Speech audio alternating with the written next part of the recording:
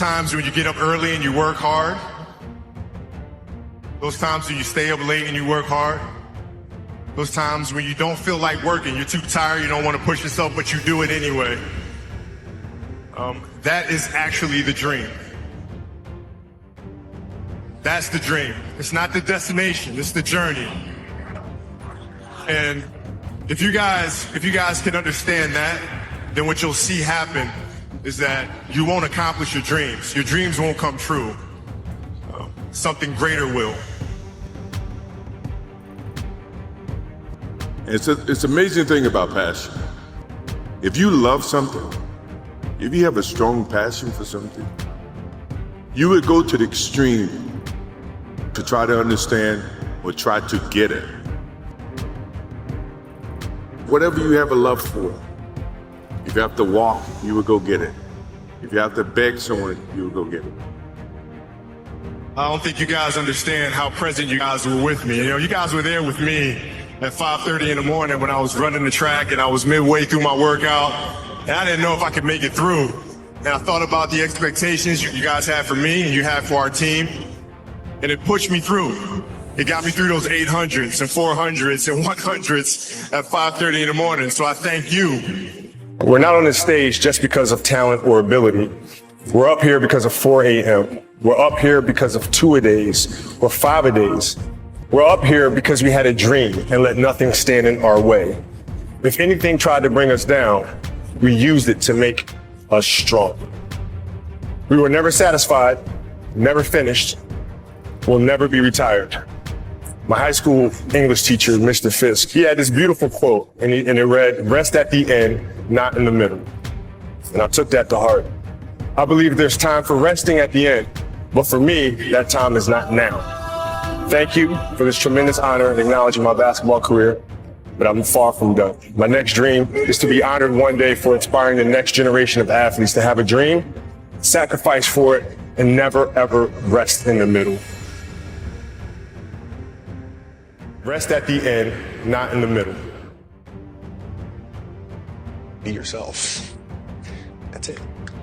Be you. Be you. There's no gimmick. You don't have to contrive anything. Who are you? Where are you today? What is your story? Where does that come from? And if you guys can understand that, then I'm doing my job as a father. Thank you guys so much. I love you. Mamba out.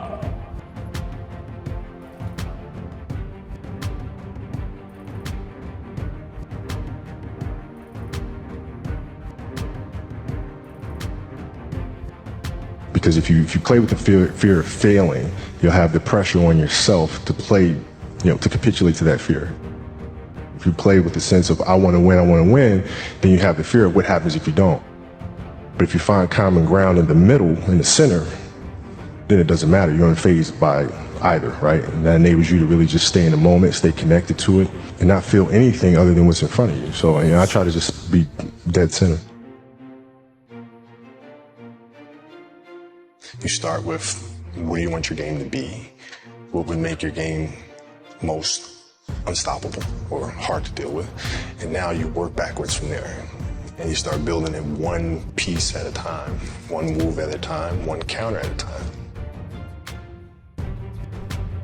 Who would Shaq be if he had your work ethic? He'd be the greatest of all time.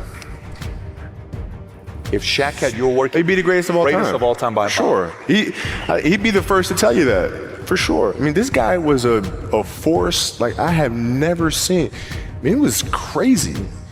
A guy at that size. Generally, guys at that size are a little timid and they don't want to be tall. They don't want to be big.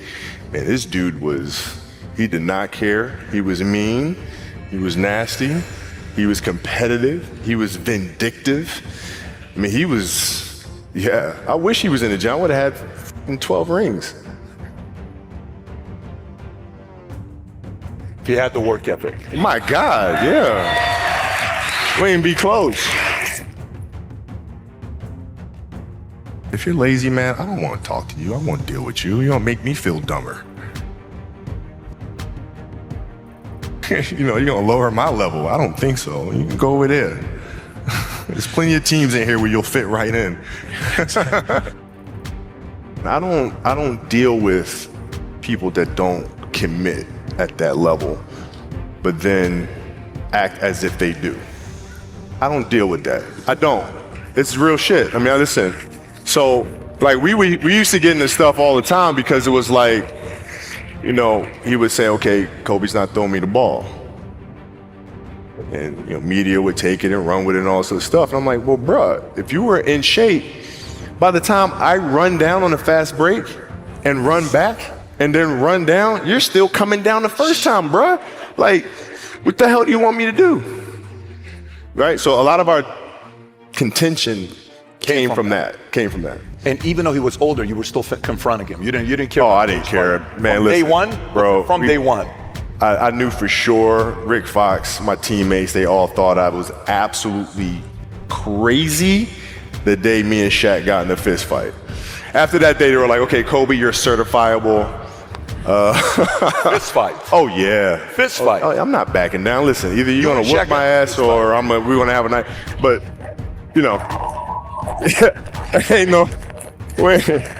You know, there's a level of respect, and for Shaq too, by the way. I know he's told me that day was a big turning point for him because it was like, you know, he's generally used to talking trash and saying what he wants, and nobody really stepping up and challenging him on that. And when he saw me challenge him on that, he was like, "This kid's crazy. All right, I can win with that." You know, and so that's kind of the beginning of our relationship, I think. That's probably never happened to him. That's probably not something that's common to him. No, I mean, he's also 7 feet tall since he was 3 years old or something, right? There was all. This is all coming back to me right now. There's also a game in Phoenix, my first year we were playing, and he kept posting up, but they kept fouling him, so he kept going to the free throw line and kept missing them. And so he'd throw the ball out to me. I'm not throwing that back in there. Right? So I kept shooting him, right? So we get in the timeout, and he's like, hey, I'm open. I'm like, okay. And so we go out, and same thing, hey, I'm open. Okay. There you go. Come back in. Hey, dude, you got to throw me the ball. I said, man, f that. Get it off the rebound if I miss, bro. You told him this. First year. 18 years old, man. 18 years old. And I must have been out of my damn mind. The story continues. So if you fail on Monday, the only way it's a failure on Monday is if you decide to not progress from that, right? So to me, that's why failure is not existent. Because, you know, if I fail today, okay, I'm gonna learn something from that failure and I'm gonna try again on Tuesday. Those times when you don't feel like working, you're too tired, you don't want to push yourself, but you do it anyway. That's the dream. It's not the destination, it's the journey.